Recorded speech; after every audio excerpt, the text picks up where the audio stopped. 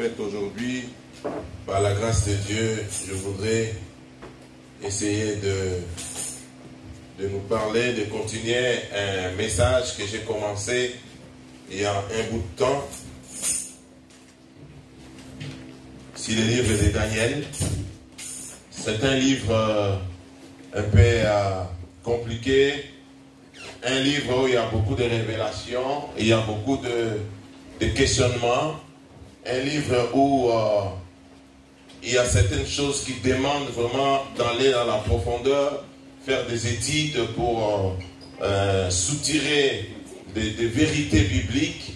C'est un livre prophétique, mais c'est un livre qui nous parle. C'est un livre qui nous enseigne. C'est un livre où Dieu a révélé aux hommes comment le monde évolue et la fin même du monde. Et dans ces livres, nous trouvons des prophéties, des choses cachettes.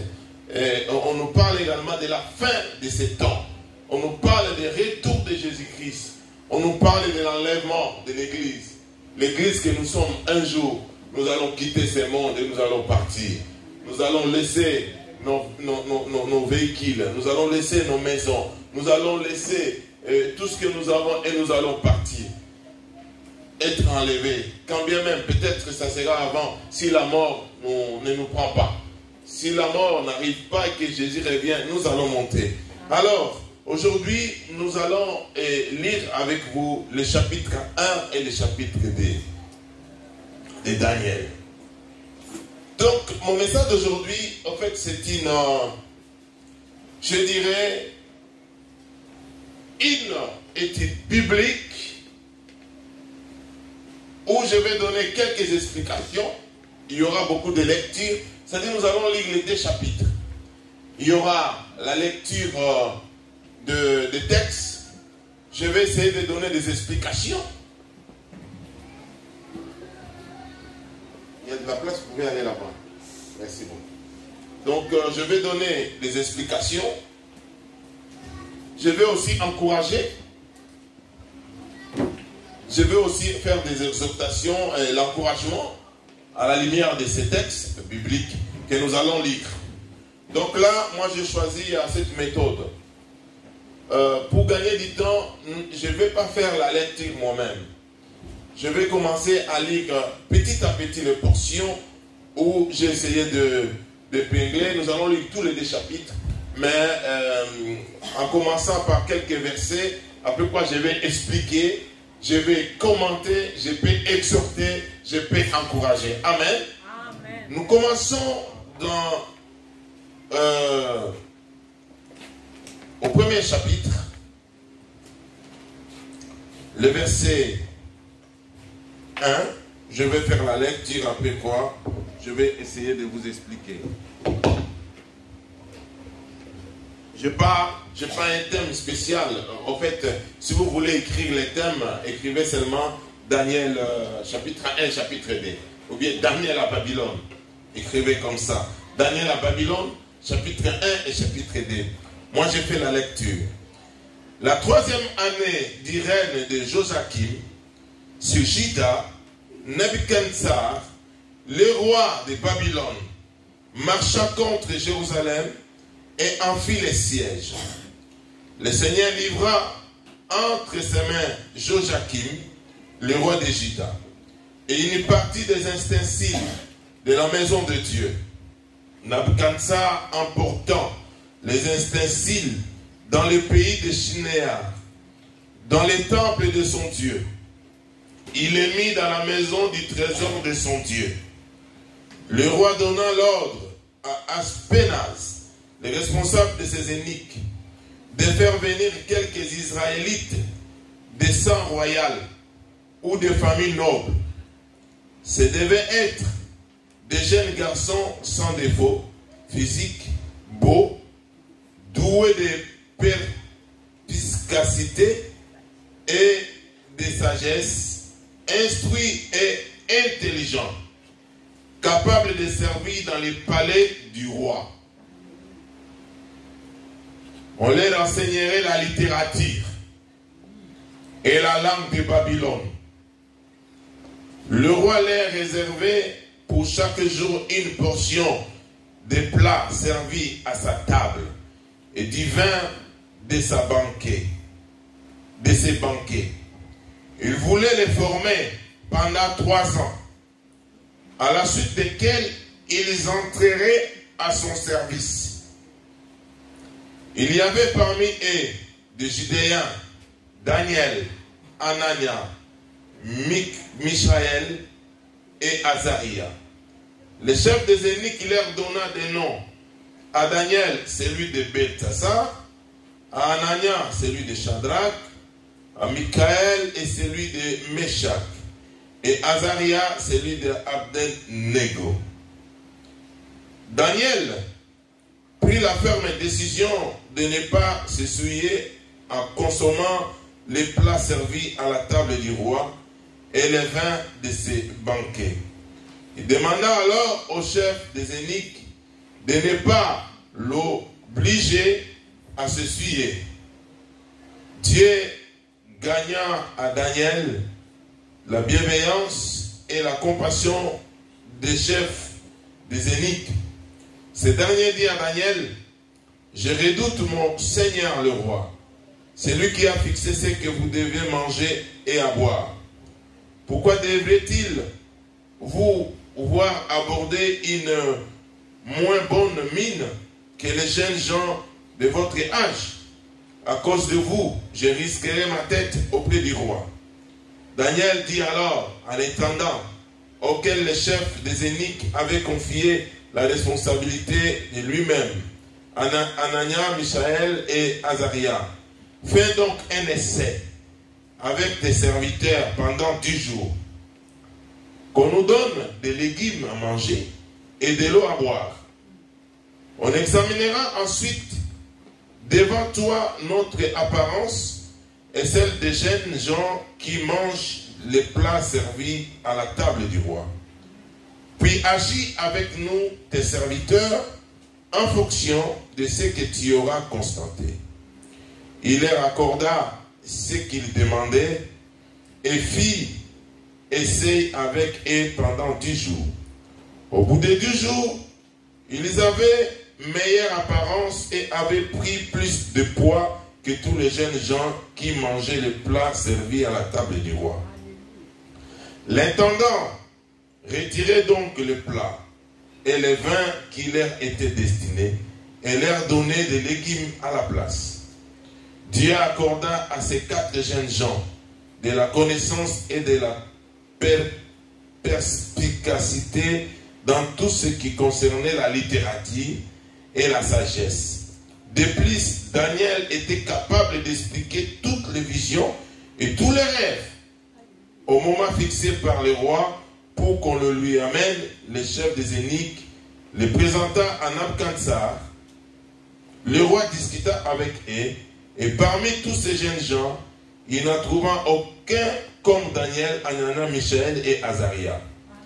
Ils furent donc admis au service du roi sur tous les sujets qui réclamaient de la sagesse et de l'intelligence, sur lesquels il les interrogeait.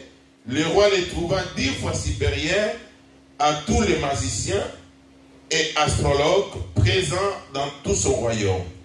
Telle fut la situation de Daniel jusqu'à la première année des règnes de Cyrus. Amen.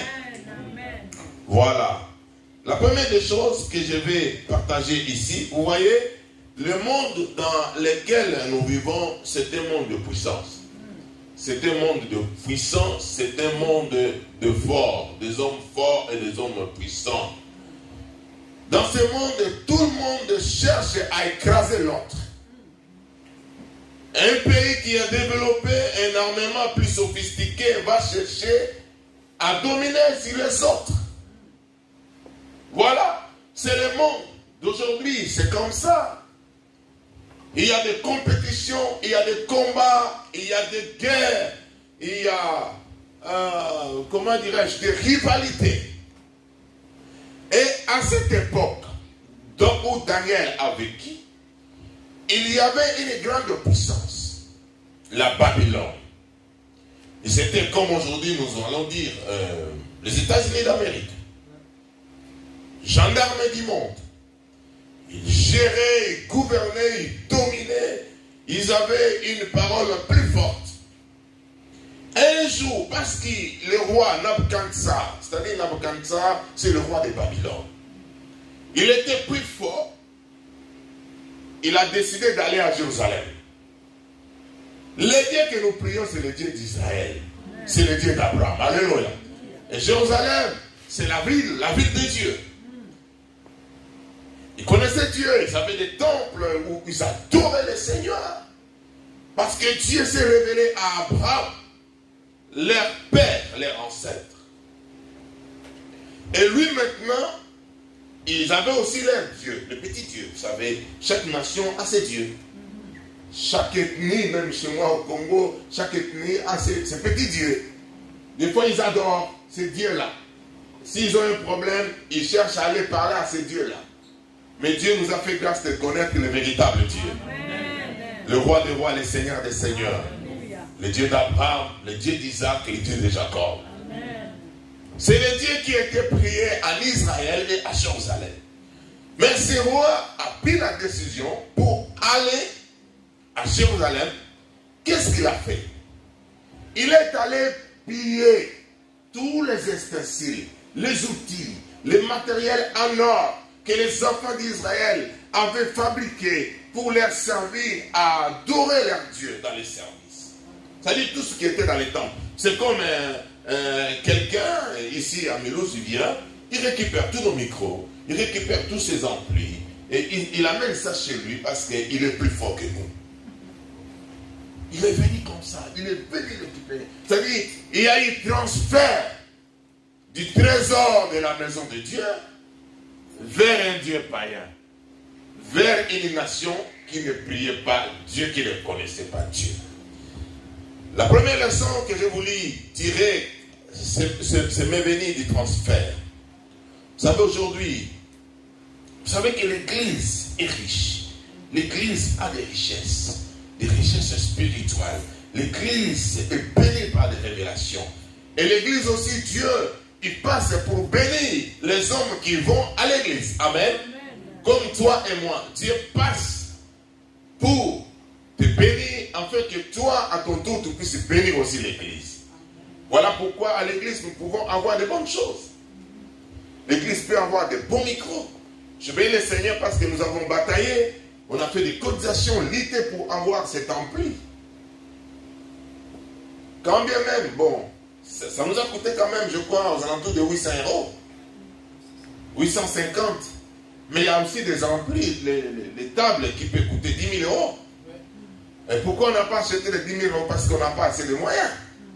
Mais il y a des églises qui ont des amplis de 10 000 €, où ils font beaucoup de choses avec, ils enregistrent au même moment, à la sortie des cultes, ils ont des supports où les gens peuvent trouver la prédication en sortant déjà, ils sont dans l'église, et ils ont mis ça dans les réseaux, le monde entier suit parce qu'ils ont des moyens. Mais nous nous posons des questions, des fois, Dieu bénit l'église, les gens ont du travail. Les gens, ils ont l'argent, ils achètent des véhicules, de beaux vêtements, de belles montres, de belles lunettes comme moi. J'ai des lunettes là dans le quartier. Quelqu'un m'a offert ça. Alléluia. Amen. Mais où se trouvent ces richesses à l'église? Apparemment, l'église est tellement pauvre. Des années, hier, j'ai parlé avec mon ami le pasteur Bélé. Est-ce que nous, on ne peut pas se réunir, toutes les églises ici, africaines, que nous puissions acheter vraiment un grand bâtiment? L'église est capable, oui, mais l'église est faible. Pourquoi? Parce qu'il y a le transfert des richesses de l'église vers le monde. De la même façon, ce roi est venu récupérer les richesses de Jérusalem. C'est de la même façon que le monde récupère nos richesses aujourd'hui. Les chrétiens préfèrent dépenser pour le monde et dépenser pour Dieu. Ce n'est pas mauvais. Nous pouvons dépenser pour nos plaisirs. Nous pouvons dépenser pour pas mal de choses. Mais n'oubliez pas Dieu. Nous pouvons dépenser aussi pour Dieu. Alléluia. Ça, j'exhorte l'église. Aujourd'hui, dans l'église, les gens ne donnent pas les offrandes. Les gens ne donnent pas les dîmes. Les gens ne font pas les dons. On ne fait pas les les dons. Les gens ne font pas des legs. Moi, j'ai suivi à la télévision une fois, quelqu'un a fait les dons, il a laissé les legs pour son chien lui, il est mort, il a laissé tout pour son chien. Il dit, prenez soin de mon chien. Il a laissé des millions. Les chrétiens aujourd'hui ne sont pas en mesure de faire des dons. Ils ne sont pas en mesure même de participer des fois à des collectes qui se passent dans des villes comme ça pour soutenir, pour lutter contre les Covid, pour lutter contre les sida, pour lutter contre des maladies rares. Des fois, les chrétiens sont limités, ils sont devenus égoïstes. Égoïste, c'est pourquoi? Parce qu'il y a un transfert sur le plan spirituel, sur le plan de mentalité, sur le plan de l'esprit. Le diable, le roi de Babylone, a récupéré les trésors. Il a installé ça ailleurs. C'est-à-dire, il a seulement désorienté le focus de nos besoins. Notre vision, nous voyons si autre chose. Dieu est légué au bas plat de l'échelle. Frère, j'aimerais que tu puisses élever ton Dieu au-dessus. Tu peux dire Amen avec moi. Amen. Oui. Avant de dépenser, pose-toi la question. Et Dieu? La part de Dieu. Dieu a une part dans tout ce que toi aussi tu bénéficies comme grâce, comme santé, comme matériel, comme argent et que sais-je encore. Nabukadnezar, deuxièmement, le roi Nabukadnezar ramène aussi les hommes pour être ses esclaves. Pendant qu'on faisait la lecture, frère, je ne sais pas si tu peux me trouver les versets où on est en train de détailler si les qualités de, je crois que c'est le verset 3. Lisons 3 et 4.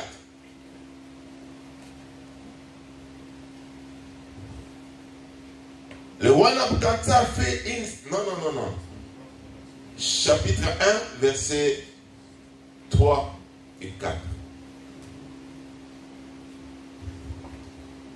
Daniel 1. C'est ça? Le roi donna l'ordre à Ashpenaz, chef des eunuques, d'amener quelques-uns des enfants d'Israël de race royale.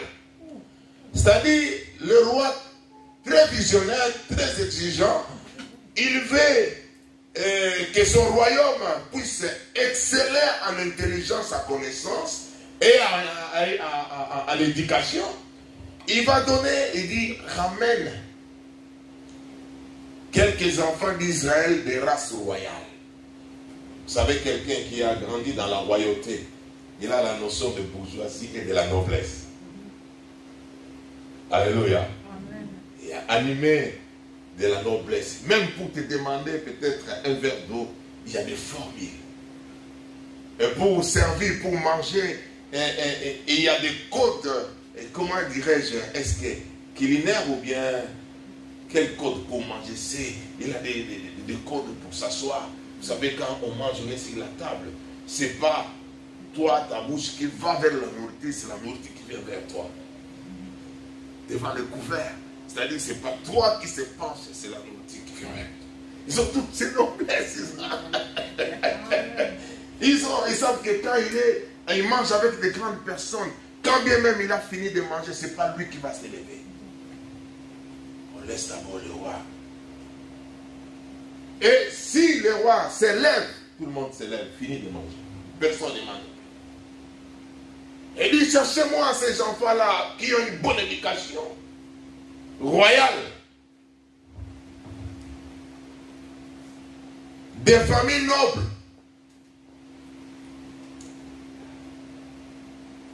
Quoi encore, frère, tu peux avancer. Les jeunes garçons sans défaut. Pas des vieux comme nous, des jeunes garçons. Il dit, ah, les vieux là, ils ont déjà fini là. Prenez-moi des jeunes garçons sans défaut, beaux de figure. Oh, gloire à Dieu, parce qu'en Jésus-Christ, nous tous nous sommes beaux. Amen. Et alléluia, nous sommes beaux et belles. Du beau de figure, doués de sagesse. Souvent, quand on décrit des jeunes, il n'y a pas l'intelligence. Les jeunes ils sont bouillants, manquent de sagesse, et c'est, pardon, incrédule, la vitesse, ainsi de suite. Mais là, on doit chercher des jeunes doués de sagesse. Oh, les jeunes d'Ararat, Dieu vous ordonne que vous soyez doués de sagesse. À ce dernier temps, Dieu veut parler aux jeunes d'Ararat. C'est comme si Dieu est en train de préparer votre transition. C'est-à-dire, vous voulez quitter cette adolescence pour devenir mineur. Et Dieu est en train de poser une charnière. Ça, c'est une prophétie, c'est ça. Amen. Alléluia. Dieu est en train de poser un pont pour vous permettre d'aller de l'autre côté. Parce que c'est un monde très dangereux de l'autre côté. Et Dieu vous prépare. Doué de sagesse, d'intelligence et d'instruction. Voilà pourquoi il faut être instruit. L'instruction, nous la recevons dans la famille, à l'école, aussi à l'église. C'est ce qui fait l'équilibre d'un homme. Moi, j'ai bénéficié beaucoup de choses à l'église. Beaucoup de choses. Surtout des choses liées à la vie. Moi, chez mes parents, il y avait des sujets tabous. Vous ne pouvez pas même pas parler. Aucun jour n'a parlé du sexe chez nous à la maison. Jamais. Je n'ai jamais entendu mon père parler du slip. Jamais. Jamais, jamais. Mais quand je suis arrivé à l'église, dans des réunions de jeunes, dans des séminaires, des conférences avec des aînés, des pasteurs, c'est là où on discutait ça. Jeunes, profitez quand vous venez à l'église. Posez les questions qui vous dérangent. En Dieu, nous avons des solutions. Amen. Amen. Capable de servir dans les palais du roi et à qui l'on enseignerait les lettres et la langue chaldéenne. C'est-à-dire en Babylone, ils parlaient l'araméen ou la langue chaldéenne. C'est-à-dire, on doit les renseigner. Vous savez, l'enseignement dans la vie d'un homme est très important. L'enseignement dans la vie des chrétiens est très important. Pour avoir un bagage spirituel solide, de résister loin de tes parents. Quand tu seras en voyage, même si tu es adulte, tu seras je ne sais pas où. Pour garder ta foi, c'est les enseignements qui vont t'aider à garder ta foi. Amen. Combien de gens y ont perdu leur foi en Afrique? Ils priaient, ils enseignaient. Une fois il est arrivé ici seul en Europe, sa foi a été enterrée, je ne sais pas dans quelle ville. Parce qu'il a trouvé l'abondance, il a trouvé la nourriture, il a trouvé le travail, il a trouvé beaucoup de choses.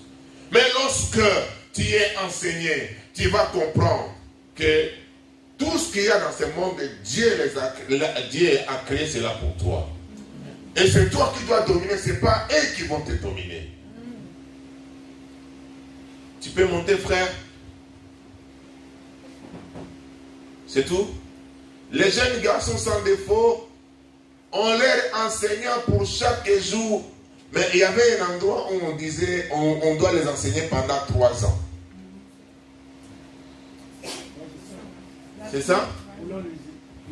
En leur enseignant pour chaque jour une portion de mets de sa table et du vin dont ils buvaient, vous les élevez pendant 3 années. Au cours desquelles ils seraient au service du roi. C'est-à-dire, on veut même leur donner l'éducation culinaire. C'est ça. Parce que, en fait, quel a été le problème? Les rois veulent changer la culture des Israéliens, des enfants d'Israël. C'est-à-dire, ils veulent leur donner la culture babylonienne. Voilà pourquoi, pour changer la culture de quelqu'un, ça peut passer aussi par la nourriture. Ça passe par les vêtements. Ça passe par l'éducation, l'instruction. Ça passe par beaucoup de choses. Et pour qu'ils soient vraiment les vrais Babyloniens, afin de les servir. Et ils devaient le faire pendant 3 ans.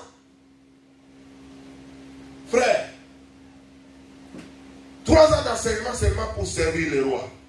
Et combien de temps nous devons avoir pour servir le roi des rois? Alléluia. C'est-à-dire nous devons prendre du temps.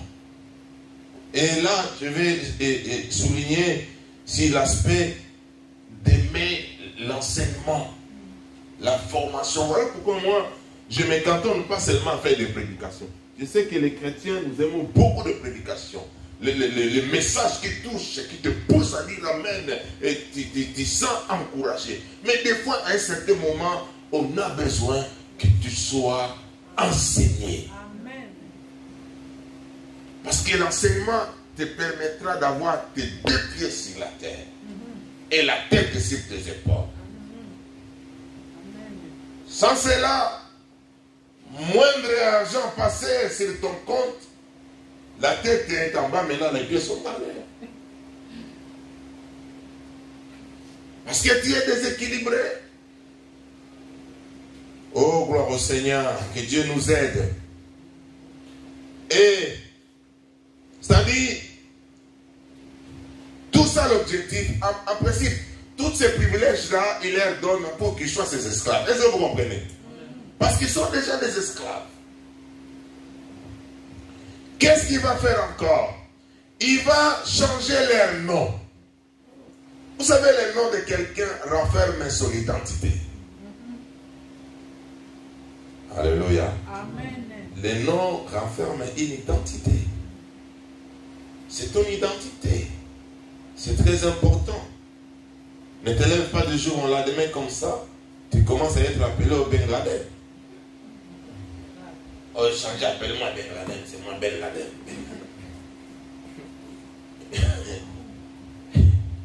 Ben Laden a une identité. Est-ce que vous comprenez? Et souvent, les gens, les noms, bon, je ne sais pas, je ne connais pas trop la culture européenne, mais des fois, il y a des noms qui sont très signifiants. Belle la porte. Ouais, pardon? Boulanger? Ouais, mais c'est boulanger. Peut-être que vous allez entrer dans leur histoire, il y avait un ancêtre qui était boulanger, qui fabriquait bien le pain. Ouais, c'est bon. Dans la culture africaine, beaucoup de noms comme ça, on donne les noms selon les circonstances. Et c'est significatif. C'est très significatif. Moi, par exemple, j'ai donné les prénoms à mes enfants selon ma conviction. Ça fait partie de mon histoire. Père-fille, persévérance et fidélité à Dieu. Sainteté, fidélité. Donner le don de l'Éternel. Là, je reconnais que Dieu a donné. Et en plus de cela, ils ont des noms de famille que moi, j'ai hérité de mes parents. On a essayé de faire la continuité. Et lui, il va chercher à changer leur nom. Le premier, c'est Daniel. Daniel veut dire, Dieu est mon juge. Mais lui, il va lui donner le nom de Beltsatsar, qui veut dire, Bel protège sa vie. Bel, c'est le Dieu babylonien. Vous voyez, il cherche aussi à impacter même sa foi. C'est comme ça le diable, lorsqu'il veut ramener quelqu'un, il veut détruire. Il va chercher à impacter ta culture. Il va chercher à t'influencer négativement. Et pour que tu deviennes réellement son esclave. Le deuxième, c'est Anania. C'est-à-dire les jeunes, les 4 jeunes qui ont pris, qui nous sont cités dans ces livres. Le deuxième, c'est Anania. Anania veut dire Éternel a fait grâce. Mais lui, il prend le nom d'Anania, l'Éternel a fait grâce, il donne Shadrach. Shadrach qui veut dire sous les ordres d'Akou, c'est-à-dire sous les ordres de Dieu de la ligne. Toi, tu donnes ton enfant à mon nom, Shadrach. C'est le Dieu de la ligne babylonien. Il avait le sténopaïen qui adore le Dieu de la ligne. Et lui, il avait le nom de Anania. Et l'autre jeune s'appelle Michaël, qui veut dire qui est ce que Dieu est. Ça c'est Michaël, c'est-à-dire qui est ce que Dieu est. Et lui maintenant il veut changer son nom à Meshach. C'est-à-dire je suis de paix de valeur. Quelqu'un de paix de valeur. Quelqu'un qui avait l'identité de Dieu, on l'amène là-bas et lui il change quelqu'un de paix de valeur. Pour qu'à la langue qu'il puisse marcher sur lui. Frère, personne ne marchera sur toi. Parce que ton Dieu est le Tout-Puissant. Le Seigneur des Seigneurs. Tu peux dire Amen avec moi? Oui, tu n'as pas de paix de valeur. Si dans la famille tu n'avais pas de la valeur, mais Jésus t'a donné de la valeur. Azaria veut dire éternel a secouru. Ça dit des noms comme ça, des fois ils sont donnés lorsqu'il y avait des situations difficiles. L'enfant est né, on rend grâce à Dieu, l'Éternel a secouru. Ebenezer. Jusqu'ici Dieu nous a secouru.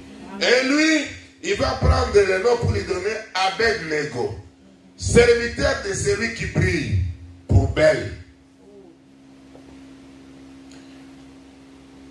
Toujours, parce qu'il a l'objectif de changer leur mentalité, de déraciner le peuple, les enfants. En plus, ce sont des jeunes qui avaient les racines sur la loi de Dieu. Il va essayer de jongler sur l'aspect culinaire. Il dit, voilà, vous êtes là. D'abord, il leur propose l'avenir. Il dit, vous allez servir au palais. Alléluia. Frère, tel que nous sommes là, on vient dire, 4 parents ici, on va choisir leurs enfants pour commencer à servir Emmanuel Macron. Travailler là-bas, comment s'appelle sa maison? Élysée. Il dit que c'est le pasteur Thierry qui va choisir les parents. Ça sera la guerre ici. Alléluia. Ça sera la guerre parce que chaque parent voudrait que ça soit son fils. Ouais. Et là, d'abord on leur présente l'avantage qu'ils auraient de travailler dans le palais royal.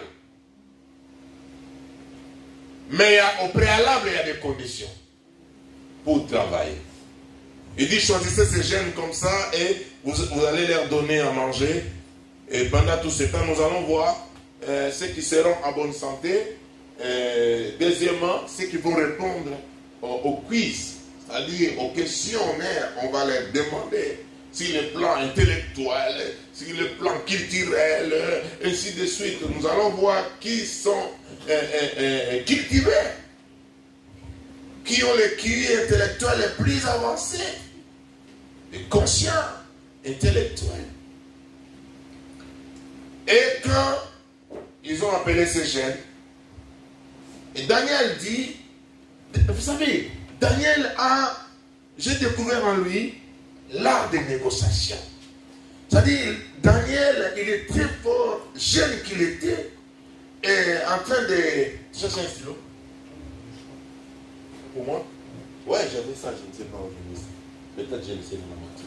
Donc, Daniel, il était jeune, dans un pays étranger, mais il savait comment négocier, il savait comment parler. Amen.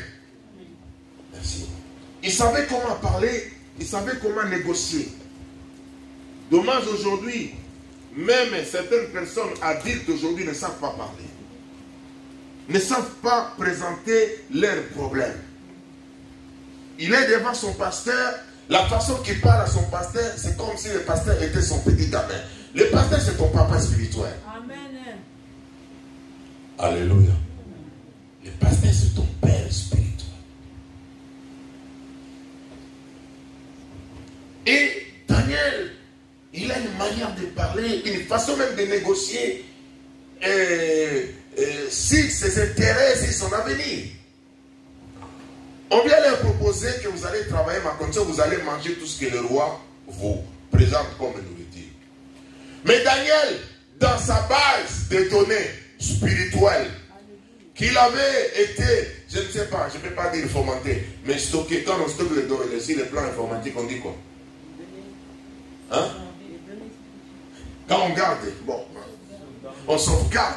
Donc, dans tout ce qu'il avait sauvegardé dans son disque, dans son disque dur. Il s'est rendu compte que non, c'est roi quand il va présenter sa nourriture, c'est-à-dire, on fait d'abord la prière à son Dieu. Il fait des incantations peut-être pour présenter cette nourriture à leur Dieu, ainsi de suite. C'est comme nos frères, par exemple, nos frères musulmans, ils mangent halal. Pourquoi ils refusent de ne pas manger halal? Les halal parce que la viande, elle est coupée, séquestrée, selon le rite de leur foi, en direction des Mecques. Et celui qui coupe, il doit prononcer certaines sourates. C'est ça halal. Et tous les enfants, c'est là où moi j'admire de voir ces enfants. Il peut être petit, je ne sais pas où, dans quel collège. Si ce n'est pas halal, il préfère de ne pas manger. C'est comme ça il a été instruit.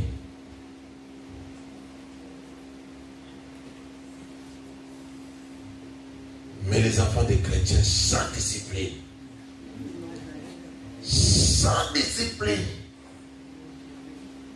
qui mangent tout, qui mangent partout, ils mangent comment? Daniel, oui, gloire à Dieu, merci. Mais je n'ai pas voulu seulement de la nourriture. Nous, chez nous, les chrétiens, on mange tout. Amen. On mange tout par la prière, tout ça. Il n'y a pas, non, tu ne vas pas manger. Mais quand j'ai parlé de ça, j'ai voulu aller loin sur l'aspect discipline et personnalité. C'est comme j'avais dit le dimanche passé, lorsque des fois, en rapport de la nourriture, les enfants ne veulent pas manger à la maison, ils veulent manger qu'à l'extérieur. McDo, kebab, oufka, et tout ça. Et les gens qui veulent gagner l'argent, et chaque jour, ils sont en train de créer. Et les Chinois sont venus aussi. Chaque ville a un restaurant. Aucun enfant mange à la maison. Et les femmes ne cuisinent pas. Les hommes ne cuisinent, tout le monde. On ne refuse pas. Donc, Daniel, il refuse. Il dit non. Nous, on ne va pas manger, donnez-nous seulement. Il part trouver, il ne part pas trouver le roi, mais il part trouver les délégués du roi. C'est lui qui a été chargé d'apporter la nourriture. Il dit, s'il te plaît, nous voulons manger que de l'équipe. Il ne donne pas assez vraiment des raisons, tout ça. Mais le monsieur dit, écoute, moi je risque d'avoir ma tête coupée si le roi est au courant que vous n'avez pas une bonne mine, parce que je ne vous ai pas donné la nourriture convenablement qu'on devait donner à tous les chaînes. Et David, qu'est-ce qu'il va être? Daniel, il va dire, donne-nous un essai. L'essai de 10 jours. Alléluia. Amen. Vous voyez comment Daniel est en train de négocier. Amen. On veut faire l'essai. Si après l'essai de 10 jours, tu te rends compte que nous ne sommes pas à bonne santé, là, nous allons manger. C'est que tu nous présentes. Daniel avait confiance à son Dieu. Amen. Parce que le refus de Daniel était en rapport de l'adoration et de l'idolâtrie. Il dit, je ne peux pas adorer les dieux étrangers. C'est le Dieu d'Abraham, l'éternel Dieu, le Dieu d'Israël. Et parce que Dieu écoute toujours, il soutient ceux qui l'aiment et ceux qui l'adorent et ceux qui se privent pour lui. Après les 10 jours, c'était Daniel et ses amis qui avaient une bonne mine. En plus, ils ont ajouté 10 kilos. 10 kilos. Et là, qu'est-ce que j'ai trouvé encore comme leçon? Daniel, c'est l'image de quelqu'un qui ne se laisse pas facilement devant les pressions. Vous savez, nous vivons dans un monde où il y a tellement de pression. Et si tu n'as pas une personnalité, si tu n'as pas une vision de vie, si tu n'as pas un canevas de vie, tu commenceras à vivre que sous les pressions. Gauche à droite, gauche à droite. Tu vas passer toute ta vie comme ça, pas de décision. Toi, tu n'as jamais pris une décision, tu ne vis que sous les décisions des autres. Parce qu'il y a une pression derrière. Aujourd'hui, nous avons une pression médiatique. pression médiatique dans le monde, pression médiatique qui est entrée dans nos maisons, pression médiatique qui est entrée dans chaque... Voyez, allez un peu dans l'écran. Tu verras que chacun est pour soi, chacun devant son téléphone, même les couples. Chacun devant son téléphone, chacun s'occupe de ses affaires. Parce que dans ce monde-là, ils nous ont mis ces pressions-là. Et quelle est maintenant l'autre pression, je vais vous dire? La pression des nouveautés, surtout des téléphones. Moi, j'étais animé par ça. Vous savez, lorsque le BlackBerry est sorti là, moi j'avais un BlackBerry, j'avais un iPhone. Au même moment, les deux. En 2010, quand je suis allé au Congo, j'avais les deux, BlackBerry et iPhone. Et mon ami, quand il est décédé, parce que quand il a vu ça, il a récupéré le BlackBerry. Et à chaque fois qu'il y avait une nouvelle marque, un nouveau téléphone, je dois abandonner l'autre pour acheter. C'est ce qui existe aujourd'hui. Les gens utilisent des téléphones comme des cacahuètes. C'est devenu même source de querelles dans les familles, dans les couples. Parce que iPhone, maintenant c'est combien? C'est 12? 14. iPhone 14 est venu. Récemment, là, c'était iPhone 13. Je me souviens, ça fait pas longtemps, il a acheté iPhone 13, ma fille. iPhone 13 professionnel. C'est maintenant. Et maintenant, là, c'est 14. Après quelques semaines, moi, je viens de changer mon téléphone, là. J'avais mon téléphone qui n'allait pas bien. J'avais Samsung 9 Plus. J'ai pris maintenant Samsung 22. Juste à le temps seulement de dormir, il y a notre Samsung qui s'est pris comme ça. Et on m'envoie même les insignes, mon email. Oh non, si tu achètes ça, nous allons te donner encore 160 € comme avantage. Vous voyez cette pression-là? Si tu n'as pas la personnalité, si tu n'as pas une vision de vie, toute ta vie, tu vas travailler que pour le téléphone. Alors que le téléphone n'est pas mauvais. C'est un moyen de communication. Ça nous aide dans beaucoup de choses. Nous avons la navigation dedans. Nous pouvons nous communiquer facilement. Moi, je me souviens à l'époque, en 2001, je devais me communiquer avec les gens qui étaient ici en Europe. Je devais quitter chez moi à 18 h pour aller dormir dans notre grande ville à la poste pour appeler avec, vous voyez le téléphone là, tu mets le 1 comme ça, et ça tourne. De 1, ce n'est pas, on ne me laisse pas pour utiliser ça, c'est un monsieur qui utilise ça, toi tu le donnes l'argent. Moi aujourd'hui, je peux être chez moi à la maison, tac, tac, j'appelle. Il y a un côté positif. Mais ne cédez pas à la pression. Alléluia. Ne cédez pas à la pression. Il n'y a pas la pression qui est au niveau des téléphones. Il y a la pression au niveau vestimentaire. Il y a la pression au niveau alimentaire. Il y a la pression visuelle. Parce que le monde est pollué visuellement. Il y a la pollution visuelle. Il y a la pollution auditive. Là, je m'adresse directement aux musiciens frères. Réglez-nous toujours les instruments pour que ceux qui sont ici puissent les consommer. Pas pour ceux qui sont à l'extérieur. Parce qu'au fur et à mesure d'écouter plus fort, ça détruit les oreilles. Chez moi, au travail, on peut te licencier parce que tu n'as pas mis le bouchon d'oreille. Seulement en train de couper un petit truc derrière, là, un petit truc. Mais on te dit, si tu le fais continuellement, ça va abîmer les oreilles, les tympans. Parce que la limite, c'est, je crois, 80 décibels ou 85 décibels. Et des fois, ça peut aller au-delà. Et si les tympans sont abîmés, nous, déjà, nous allons perdre un travailleur, alors que nous avons beaucoup investi en toi. Et tu peux également nous porter plainte à la justice. Oh non, mes oreilles ont été abîmées à cause de ce travail. Et nous allons te payer toute ta vie. On te dit qu'il y a un danger pour notre entreprise. Nous préférons se séparer avec toi. Oui, frère, c'est comme ça. Donc, Daniel n'a pas cédé à toutes ces pressions parce qu'il avait une ligne de conduite. Sa ligne de conduite, c'était le Dieu vivant d'Israël.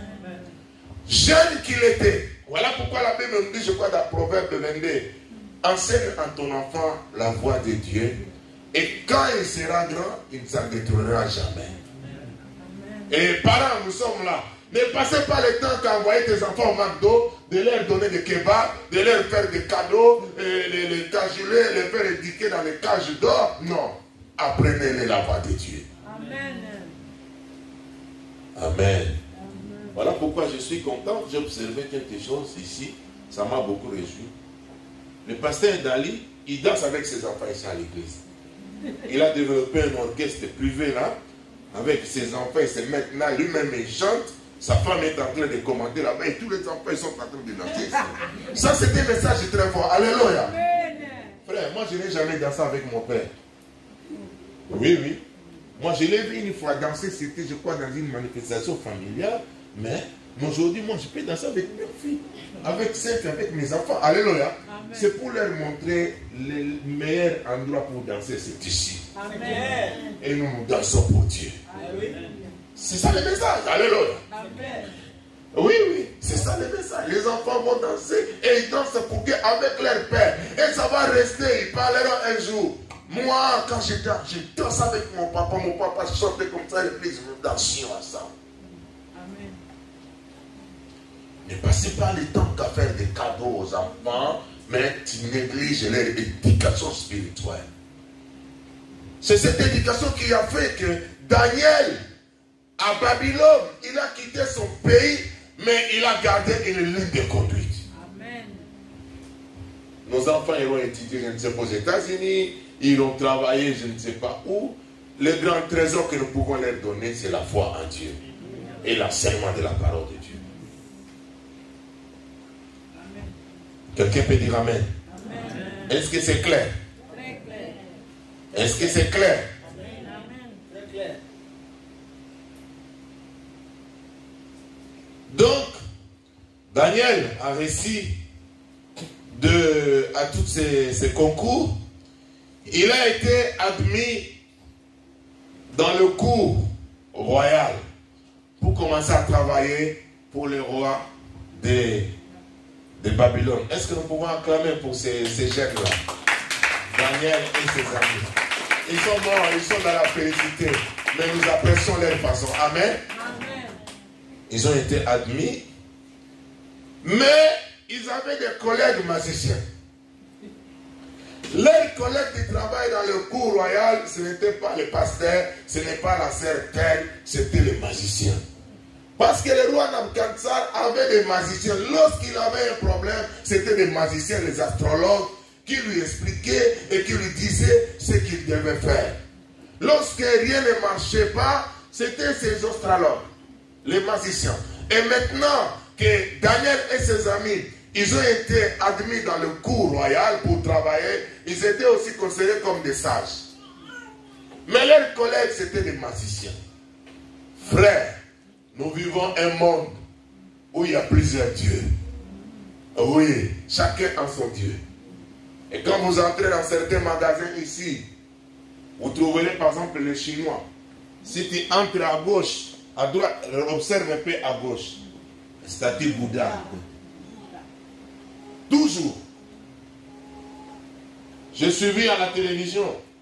Il y a un grand patron, c'est aux États-Unis, dans un circuit là, un quartier où il y a des grandes entreprises. Et il était, je crois, indien. Et avant de commencer toujours son travail, il fait des offrandes à son Dieu.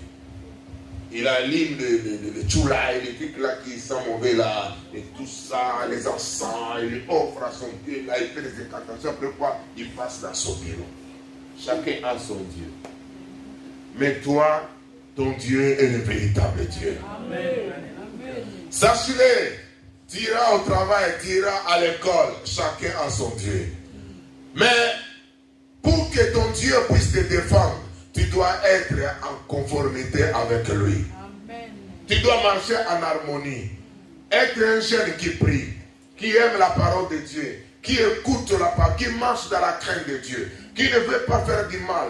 Être pas seulement des jeunes, mais aussi des parents tels que nous sommes là. Ouais, nous avons des collègues, des fois, qui sont dans le fétiche. Nous avons des collègues qui peuvent chercher à faire n'importe quoi contre nous. Mais une fois que nous avons notre Dieu, nous prions, nous lisons la parole, nous avons les enseignements, nous avons l'esprit de discernement comme on nous a enseigné, et les enseignements évitent l'ignorance. Vous allez voir, bien aimé, n'importe où nous irons travailler, Dieu sera avec toi. Amen. Et Dieu va te protéger. Le chapitre 2, on passe au deuxième chapitre. Le verset 1 nous dit ceci. La deuxième année de son règne, Nabuchodonosor eut des rêves. Il en eut l'esprit troublé et ne parvint plus à dormir. Le roi fit appeler les magiciens, les astrologues, les sorciers et les prêtres chaldéens pour qu'ils lui racontent ses rêves. Ils vinrent et se présentèrent devant le roi. Le roi leur dit, j'ai fait un rêve, mon esprit est troublé parce que je voudrais connaître ces rêves. Les prêtres chaldéens répondirent au roi, en araméen, roi, puisses-tu vivre toujours? Raconte les rêves à tes serviteurs et nous en révélerons l'explication. Vous voyez la sagesse, pas la sagesse, mais le ruse du diable, des magiciens. Des fois, tout ce qu'ils racontent là, c'est nous-mêmes qui leur donnons l'information. Il te pose la question, il te pose ça, alors lui il commence à fabriquer des choses. C'est-à-dire, ces gens, le roi leur pose la question, vous devez me donner les rêves que j'ai faits et me donner l'explication. Et il commence à flatter le roi. Oh, vive le roi. Dis-nous d'abord les rêves étaient comment. C'est-à-dire, si tu commences à leur dire les rêves étaient comment, après quoi, ils auront quoi à dire. Oh, c'est que même ici, ils n'ont rien, ils vont fonder, ils vont fabriquer, ainsi de suite. Le verset 5. Le roi reprit la parole et dit aux prêtres chaldéens, voici ce que j'ai décidé. Si vous ne faites pas connaître les rêves et son explication, vous serez mis en pièces et vos maisons seront transformées en un tas de décombres. En revanche, si vous me révélez les rêves et son explication, vous recevrez de ma part des cadeaux, des récompenses et des grands honneurs. C'est pourquoi révélez-moi les rêves et son explication. Il répondit pour la deuxième fois, que le roi raconte les rêves à ses serviteurs et nous en révélerons l'explication. Le verset 8. Le roi reprit la parole et dit, je m'aperçois en vérité que vous cherchez à gagner du temps. Parce que vous voyez que ma décision est prise. Si donc vous ne me faites pas connaître les rêves, le même décret s'appliquera à vous tous. Vous vous êtes concertés pour me débiter des mensonges et de fausseté en attendant que les circonstances changent. C'est pourquoi dites-moi quels étaient les rêves et je saurai que vous êtes vraiment capable de m'en révéler l'explication. Les prêtres chaldéens répondirent au roi, il n'y a personne sur la terre qui puisse faire ce que demande le roi. C'est pourquoi jamais aucun roi, aussi grand et puissant qu'il ait été, n'a exigé une pareille chose d'un magicien, d'un astrologue ou d'un prêtre chaldéen. Ce que le roi demande est difficile. Il n'y a personne qui puisse faire une telle révélation au roi, mais à part les dieux. Or, les dieux n'habitent pas parmi les hommes. Vous voyez leur Dieu? C'est-à-dire, ces magiciens disent que non, aucun homme ne peut faire ça. Expliquer les rêves, te dire déjà ce que tu as rêvé et donner l'explication. Il n'y a que les dieux qui peuvent le faire, mais les dieux n'habitent pas parmi les hommes. Alors que nous, notre Dieu s'appelle Emmanuel. Emmanuel veut dire Dieu parmi les hommes. Alléluia. Frère, tu seras au travail, tu seras, je ne sais pas où, Emmanuel sera avec toi. Frère, leur Dieu n'habite pas avec eux, mais notre Dieu habite avec nous. Notre Dieu est à nous, bien-aimés, nous portons Dieu à nous, frères. Voilà pourquoi tu ne dois pas avoir peur devant des situations difficiles et compliquées. Emmanuel est avec toi. Il suffit de l'implorer, il suffit de lui parler. Viens me secourir, il viendra te secourir. Frère, notre Dieu est toujours là avec nous. Il est omniprésent, il est omnipotent. C'est-à-dire, les magiciens sont limités, leur Dieu également limité. Mais nous, notre Dieu, c'est un Dieu aux capacités illimitées. Il n'est pas limité par un espace, il n'est pas limité par un environnement. Partout où tu seras, Dieu sera avec toi. Oh, je bénis le Seigneur pour ça.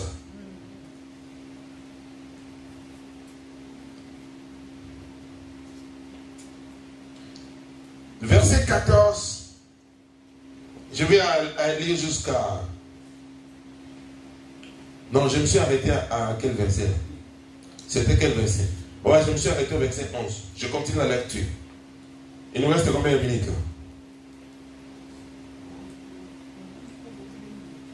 Ah, encore 10 minutes. Aïe, aïe, aïe, Seigneur, merci.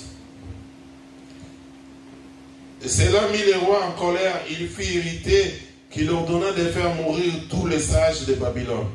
Le décret ordonna la mise à mort des sages fut proclamé. Et l'on recherchait aussi Daniel et ses compagnons pour l'exécuter. Je m'arrête par là. Daniel n'est pas au courant, frère. Est-ce que vous comprenez? Daniel et ses compagnons ne sont pas au courant. Parce que lorsque Dieu a appelé, il a appelé que les magiciens. Il n'a pas appelé Daniel et ses amis. Mais lorsque la décision, le décret est signé, il était exécuteur aussi contre Daniel et ses amis. Parce qu'on dit que Daniel aussi devait être exécuté. Mais vous allez vous rendre compte que Daniel n'était pas au courant. Lisons le verset 14. Daniel s'adressa alors avec bon sens et tact à Arjoc. C'est là où je vais souligner si la manière de parler. Nous devons avoir un bon sens. Toi, tu veux gagner beaucoup de choses. Tu veux recevoir beaucoup de choses auprès des aînés. Il faut avoir un bon sens. Amen. Amen. Les responsables des gardes du roi qui étaient sortis pour mettre à mort les sages de Babylone. Prenant la parole, il dit à Arjoc, l'officier du roi, pourquoi le décret du roi est-il si sévère? Arjoc exposa la situation à Daniel. Celui-ci alla alors trouver le roi et lui demanda de lui accorder un délai pour lui révéler l'explication. Daniel rentra ensuite chez lui et exposa la situation à ses compagnons, Anania, Michaël et Azaria. Il les invita à implorer la compassion du Dieu du ciel, afin qu'on ne les fasse pas mourir, lui et ses compagnons avec le reste des sages de Babylone. C'est alors que le secret fut révélé à Daniel dans une vision pendant la nuit. Amen. Alléluia! Nous avons un Dieu qui révèle les secrets. Nous avons un Dieu qui parle, frère. Quelle que soit la situation difficile, Dieu est capable de parler. Il peut parler par une vision, par une parole de connaissance, par les signes de discernement. Il peut utiliser quelqu'un pour parler. Mais la condition, c'est qu'il faut le chercher, aller l'implorer. Amen. Donc Daniel est allé parler. Mais lorsqu'il va parler, Daniel vient voir le roi. Je vais aller un peu vite. C'est là où j'avais mis... Daniel fit cette réponse devant le roi. Verset 27.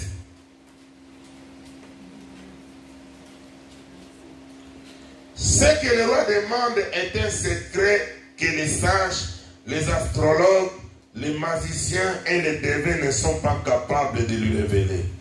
Cependant, il y a dans le ciel un Dieu qui dévoile les secrets, qui a fait connaître au roi Nabuchodonosor ce qui arrivera dans l'avenir. Amen. C'est-à-dire, Nabuchodonosor a fait un rêve, Dieu lui a rêvé. Au lieu que Dieu vienne lui parler comme ça de façon claire. Voilà, après quelques temps, ton pouvoir va s'arrêter, et voilà comment le monde va finir, il y aura la destruction, et ainsi de suite. Mais Dieu vient lui parler d'un rêve compliqué, bizarre. Voilà pourquoi, bien aimé, nous devons faire attention aussi aux rêves. Tous les rêves ne sont pas les messages de Dieu, mais les rêves peuvent être un message de Dieu. Amen. Voici ton rêve et les visions que tu as eues sur ton lit. Sur ton lit, roi, tu as eu des penchants concernant ce qui arriverait pendant la suite. Celui qui dévoile les secrets t'a fait connaître ce qui arrivera. Si ce secret m'a été dévoilé, ce n'est pas parce qu'il y aurait en moi une sagesse supérieure à celle de tous les êtres vivants, mais c'est enfin que l'explication te soit donnée, roi, et que tu connaisses ce qui trouble ton cœur. Amen. Amen. Quelle humilité, alléluia. Et si c'était toi comme ça, Dieu te révèle quelque chose comme ça que ton passé n'arrive pas, tu quittes l'église, tu commences de l'église à côté. Hein? Ah, moi Dieu m'a révélé, Dieu m'a montré, et tu sont les aveugles, Dieu me révèle à moi. Daniel dit, ce n'est pas parce que je suis plus grand, plus sage que tout le monde, mais Dieu m'a révélé ça pour que je puisse t'expliquer. Amen. Amen. Roi, tu regardais, frère Nicolas, tu me projettes la statue. La photo, l'image que je t'avais. S'il te plaît.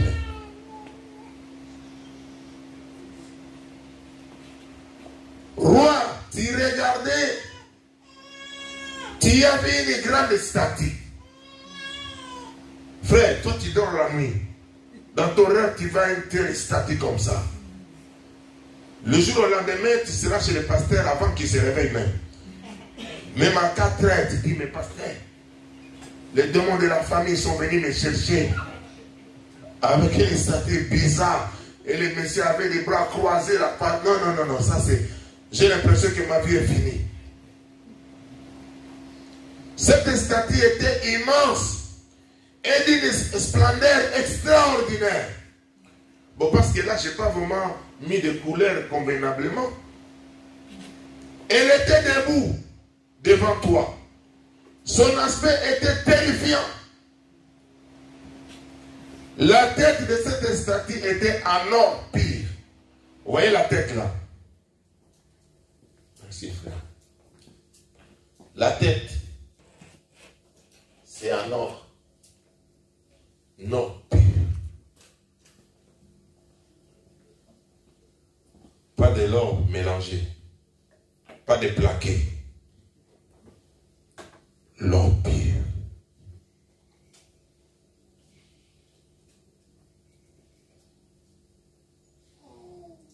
Sa poitrine et ses bras en argent. Vous voyez la poitrine, non? Et les bras en argent. Son ventre et ses cuisses en bronze. Ses jambes en fer et ses pieds en partie en fer et en partie en argile. Donc ici, les jambes c'est en fer, mais arrivé au niveau du pied là, il y a certains doigts du pied en fer et en argile, fer, en argile, ainsi de suite. Frère, c'est compliqué, la nuit. Et surtout si tu es seul à la maison. Alléluia. Tu es seul à la maison ce jour-là.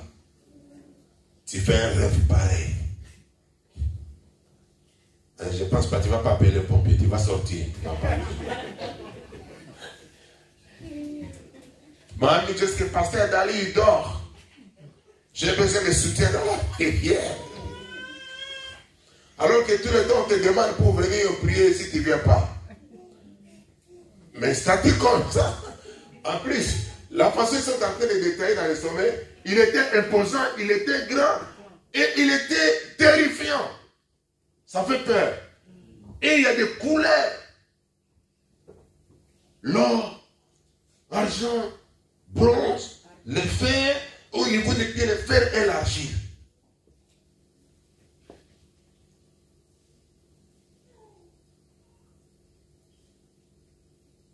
Je cherche où je me suis arrêté. Verset 34. Pendant que tu regardais, une pierre s'est détachée sans aucune intervention extérieure. Elle a frappé les pieds en fer et en argile de la statue et les a pulvérisés.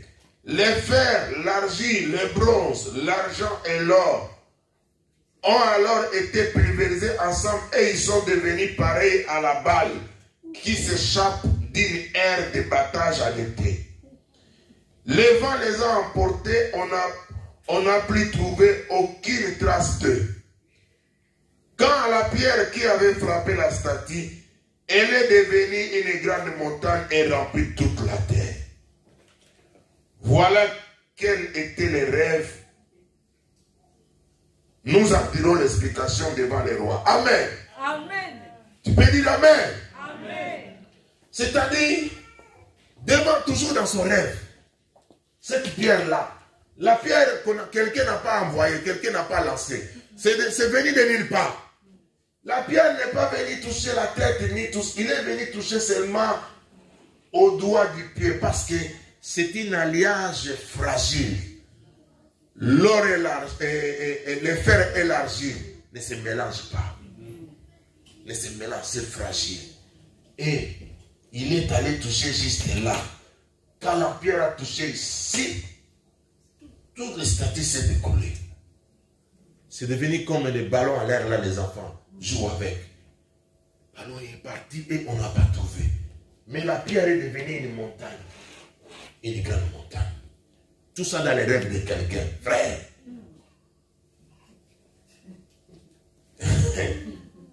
Dans les rêves de quelqu'un. Vous voyez, lui, il est roi. Il a des soldats. Il a l'argent. Il a tout. Mais il a eu peur. Troublé dans son sommeil. Et des fois, lorsque tu fais un rêve qui te trouble, tu te réveilles comme ça, tu es paniqué, il faut faire attention. C'est un message. Amen. Amen. Voilà pourquoi le roi, il a voulu connaître l'explication. Et personne. Et il s'est énervé. Et Daniel, l'audacieux qu'il était, il a mis son Dieu à défi. Frère, nous sommes appelés des fois à mettre Dieu au défi. Amen. Le verset 36. Voilà quel est, frère, tu laisses seulement ça, moi je vais lire. Voilà quels étaient les rêves. Nous en donnerons l'explication devant les rois. Roi, tu es le roi des rois, parce que le Dieu du ciel t'a donné la royauté, la puissance, la force et la gloire. Il a placé sous ta domination où qu'ils habitent les hommes, les bêtes, les sauvages et les oiseaux. Il t'a donné le pouvoir sur eux tous. La tête en or, c'est toi. La tête en or, c'est qui? C'est le roi de Babylone. Amen. Après toi surgira un autre royaume. Donc, toutes ces parties sont des royaumes. C'est-à-dire, la tête, c'est Babylone. L'empire babylonien. L'argent, c'est l'empire médo-perse. Parce qu'après la domination des Babyloniens, ce sont les Perses qui ont dominé. Après l'empire médo-perse, ce sont les hellénistes, les Grecs. Les Grecs étaient dominants, ils avaient le pouvoir, ils ont colonisé tout le monde. Et quand les Grecs, leur pouvoir est fini, c'était l'empire romain. C'est l'empire la plus longue. J'ai écrit même les années, ils ont régné. Parce que la Babylone, c'est de 606 avant Jésus-Christ jusqu'à 539 avant Jésus-Christ. Le Médo-Perse, c'est de 539 jusqu'à 331 avant Jésus-Christ. L'Empire grec, c'est de 331 jusqu'à 146 avant Jésus-Christ. L'Empire romain, c'est 146 avant Jésus-Christ jusqu'à 476 après Jésus-Christ de notre ère. Et cet empire-là, aujourd'hui, continue à régner. C'est-à-dire, tous ces empires, ils sont passés. Frère, le pouvoir de ce monde passera.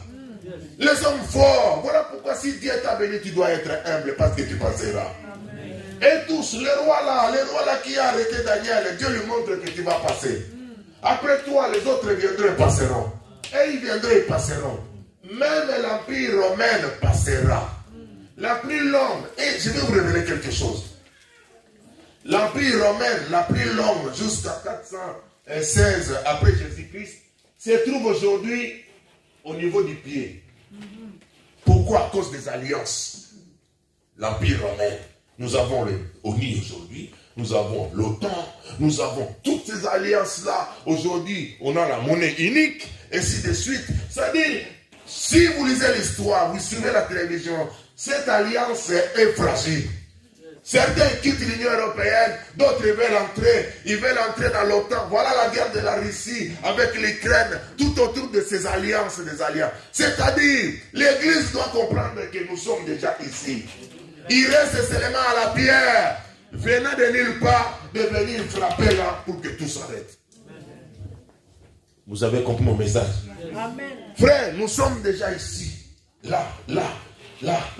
L'Empire romain est presque fini. Ils n'ont pas le pouvoir qu'ils avaient à l'époque, mais nous trouvons l'Empire romain au travers des organisations. Même linguistique germanique, aujourd'hui nous avons les États-Unis. Ce sont les ramifications de cet empire et des organisations mondiales qui se...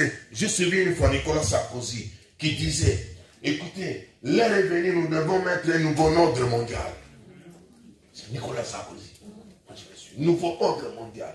Et tout ça, ce sont des... Mais nous, enfants de Dieu, Dieu nous a révélé. Mais c'est déjà à l'époque de Daniel. Dieu a révélé cela.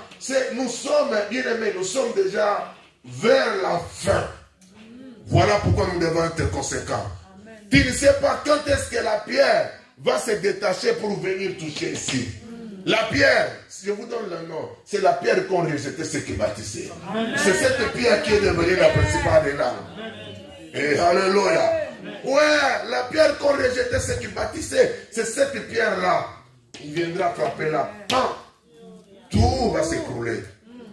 Comme une petite balle secouée. Et la montagne sera là. C'est cette montagne, lorsque l'église sera enlevée, viendra poser ses deux pieds sur la montagne va se fendre et l'église va descendre pour régner avec Jésus-Christ. Que Dieu te bénisse. Que Dieu te bénisse. Que Dieu te bénisse. Que Dieu te bénisse. Alléluia. Alléluia. Non, si tu as compris quelque chose, je suis dans la joie. Parce que ce n'est pas facile, mais je peux vous expliquer tout. Tout ne peut, frère Nicolas, les statues comme ça. Parce que Daniel a continué à voir toutes ces visions. Dieu lui montre les mêmes choses, mais si vous allez dans le chapitre 3, vous allez voir, il voit les bêtes, les animaux, il voit des images, des arts, ainsi de suite. C'est la même chose. Si Dieu nous donne encore le temps, bon, si ça ne tourne pas, c'est pas grave. Si Dieu nous donne le temps, on pourra l'expliquer encore, aller jusqu'à, voilà.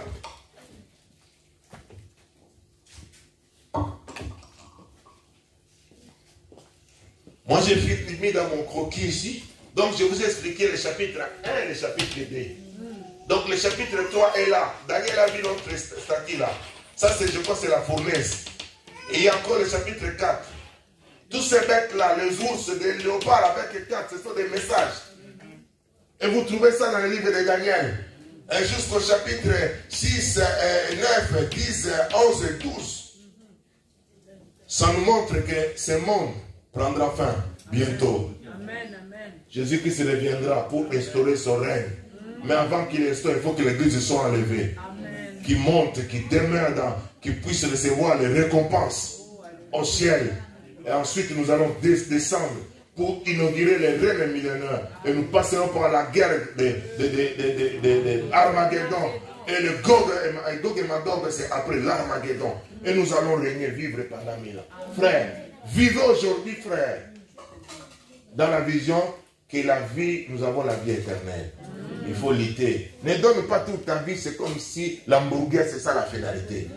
C'est comme si l'argent, c'est ça la finalité pour toi. Tu te mets en conflit avec tout le monde à cause de l'argent, à cause des biens matériels. Tu vas laisser ça ici sur la terre. Le roi là, il a tout laissé sur la terre. Les autres vont laisser. Vivons pour la gloire de Dieu. Amen. Que Dieu nous bénisse. Fermons nos yeux, nous allons prier. Là où tu es, prie au Seigneur. Dis merci à Dieu. Le Dieu béni, le Dieu fidèle, le Dieu de grâce, le Dieu de miséricorde. Alléluia. Le Dieu qui nous aime. Il est merveilleux notre Dieu. Il est le Dieu vivant, le Dieu fidèle. Dis merci à Dieu qui nous révèle les choses, le Dieu qui nous enseigne, le Dieu de révélation, le Dieu capable. Alléluia, alléluia. Je viens te remercier parce que tu as un plan merveilleux pour nous, Seigneur. Tu nous aimes et tu veux notre bonheur, tu veux notre récit, tu veux, Seigneur, alléluia.